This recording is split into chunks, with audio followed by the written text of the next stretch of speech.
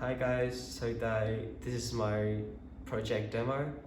I make a fire alarm system to send data over the internet to a server.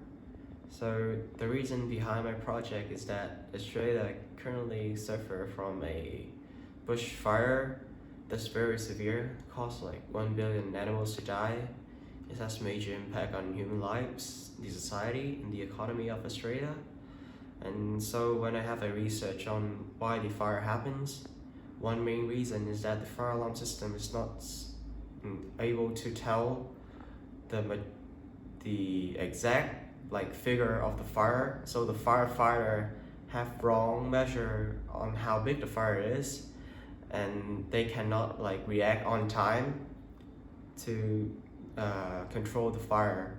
Also, the fire alarm system in Australia is mostly human based, so the fire burned to a people living area, and then the people see the fire and they call the firefighter, but then it's be too late. So I want to make a system that is robust, it can apply everywhere and cover a wide area, and instantaneously when the fire happen, it have to show there's fire in what area, and giving the numbers or the graph of how the fire behave, like the temperature, the amount of dust, the humidity in the area, and the exposure of fire.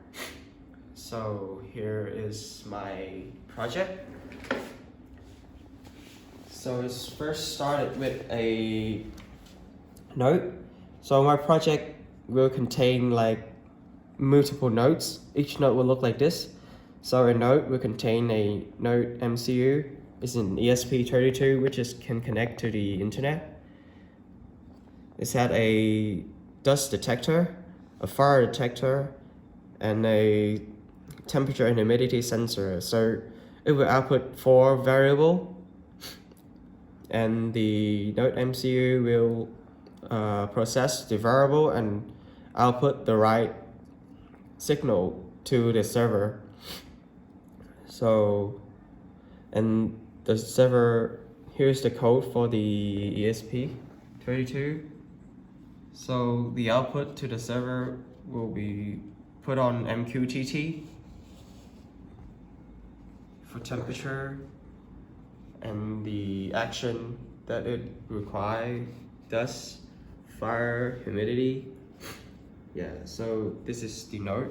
We'll have a lot of nodes like this, and we'll spread widely so that they'll send data onto the server. We'll use MQTT as the main transport method. MQTT is a client and server design. So many clients can send data up to a server, and that server will contain data and process data, and that data can be retrieved by other system to give and respond. So this is the node, and it collects data from the outside. So next we have a Raspberry Pi 4. I use a touchscreen to work on that.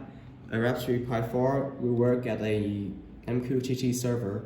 So this can just receive data from the nodes. It doesn't do anything, it just become a server and retrieve data and contain data from the nodes. It's have 2 GB of RAM to process the data.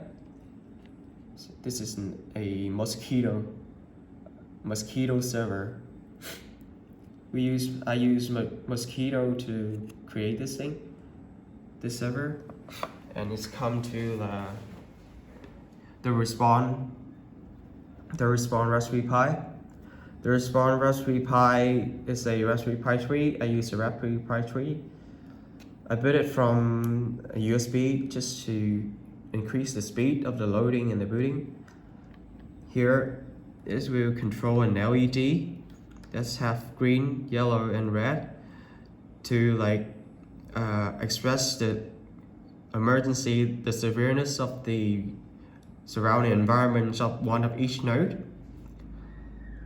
This Raspberry Pi will run a Python code that control the LED. So it take the information from the client server.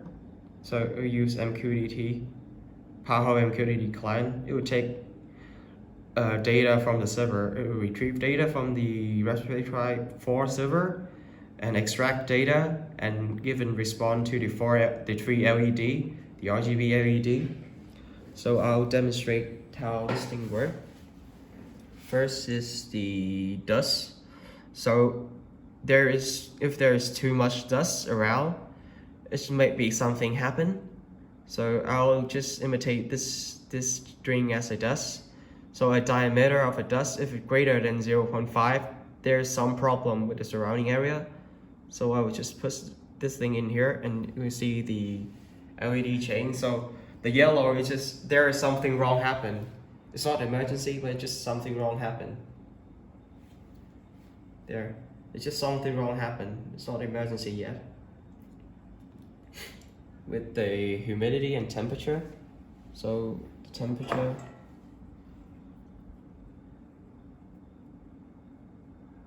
when we increase the temperature, it's a Soiter action, so it will increase the temperature gradually because it's really hot. This is a MQTT connection. It will show the graph of each element of the sensor. So each node can process like one graph like this. We can access it through a mobile app. This app is on Android Store, Google Store. You can download it, but you have to pay. When the amount of temperature increases to a certain level, they will trigger an action. So the yellow light is flashing, so there's something wrong. And the thing will occur when the heat is too high. The yellow light is flashing and there's fire. It will turn red, so the heat is too big and there is fire. Also, when there is just fire, it would also show red because it's emergency. So every time fire occur, you don't care anything, it's just emergency. And that is the demo of my system. So this node will take the outside environment input, send it to a server. This Pi will work at a server. It can process up to like 20 nodes or more because it's have like 2 gig of RAMs. And each node send just a little bit of RAM each amount of time. So it send just a few kilobytes of data, and this 2 gig of RAM can handle it easily. And this is the response system. It will respond to the server, and it will just contain data from the server and show it on the LED. So if you see the light turn red or something, you can open the graph and see if there's something wrong happen, and if there's red, it will be fire. So this is the demo of my system, and thank you for listening to my presentation.